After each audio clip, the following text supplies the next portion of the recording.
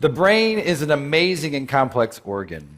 And while many people are fascinated by the brain, they can't really tell you that much about the properties about how the brain works because we don't teach neuroscience in schools. And one of the reasons why is that the equipment is so complex and so expensive that it's really only done at major universities and large institutions. And so in order to be able to access the brain, you really need to dedicate your life and spend 6.5 years as a graduate student just to become a neuroscientist to get access to these tools.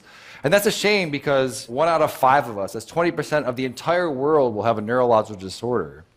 And there are 0 cures for these diseases. And so it seems that what we should be doing is sort of reaching back earlier in the education process and sort of teaching students about neuroscience, and so that in the future they may be thinking about possibly becoming a brain scientist. And so when I was a graduate student, my lab mate Tim Marzullo and myself decided that, what if we took this complex equipment that we have for studying the brain and made it simple enough and affordable enough that anyone, an amateur or a high school student, could learn and actually participate in the discovery of neuroscience. And so we did just that. A few years ago, we started a company called Backyard Brains, and we make DIY neuroscience equipment. And I brought some here tonight, and I want to do some demonstrations. You guys want to see some? All right. So I need a volunteer. So right before, what is your name? All right, Sam. I'm going to record from your brain. Have you had this before? No. Okay. All right. I need you to stick out your arm for science. Roll up your sleeve a bit. All right. And so what I'm going to do, I'm putting electrodes on your arm, and you're probably wondering, I just said I'm going to record from your brain. What am I doing with your arm? You have about 80 billion neurons inside your brain right now. They're sending electrical messages back and forth and chemical messages. But some of your neurons right here in your motor cortex are going to send messages down when you move your arm like this. It's going to go down across your corpus callosum, down onto your spinal cord, your lower motor neuron, out to your muscles here. And that is electrical discharge. It's going to be picked up by these electrodes right here. And we're going to be able to listen to exactly what your brain is going to be doing. So I'm going to turn this on for a second. Have you ever heard what your brain sounds like?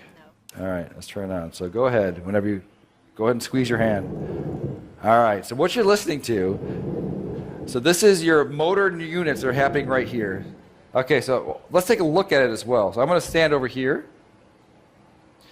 And I'm going to open up our app here. So now I want you to squeeze. Yeah, so right here, these are the motor units that are happening from her spinal cord out to her muscle right here. And as she's doing it, you're seeing the electrical activity that's happening here. We can even click here and try to see one of them. So keep doing it really, really hard.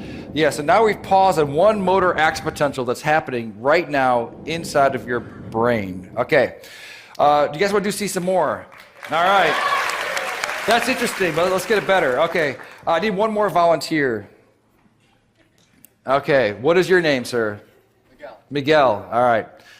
You're going to stand right here. So Miguel, when you're moving your arm like this, your brain is sending a signal down to your muscles right here. I want you to move your arm as well. All right, so your brain is going to send a signal down to your muscles. And so it turns out that there is a nerve that's right here that runs up here that innervates these 3 fingers.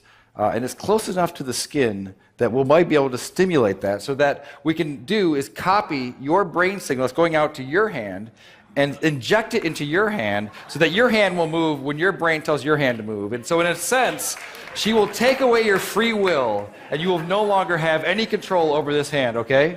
You with me? All right, so I just need to hook you up. All right, so I'm going to find your ulnar nerve, which is probably right around here. You don't know what you're signing up for when you come up and... So now I'm going to move away and I'm going to plug it into our human-to-human interface over here. Okay, so Sam wants you to squeeze your hand again. All right, do it again. All right, perfect. So now I'm going to hook you up over here so that you get this. It's going to feel a little bit weird at first. This is going to feel like a... when you lose your free will and someone else becomes your agent, it does feel a bit strange. So I want you to relax your hand.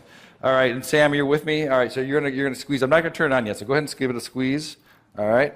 So now, are you ready, Miguel? Ready as I'll ever be. Okay, so I've turned it on, so go ahead and turn your hand. Do you feel that a little bit? No. Okay, do it again. No, a little bit. A little bit? Okay, so relax. No, hit it again. Okay. Oh, perfect. All right, so relax. Do it again. All right, so now... All right, so right now, your brain is controlling your arm, and it's also controlling his arm. So go ahead and just do it one more time. All right, so that's perfect. So now, what would happen if I took over my control of your hand, and so just relax your hand, what happens? Nothing. Why not? Because the brain has to do it. Now you do it again. All right, that's perfect. All right, well, thank you guys for being such a good sport. This is what's happening all across the world, electrophysiology, and we're going to bring on the neuro revolution. Thank you.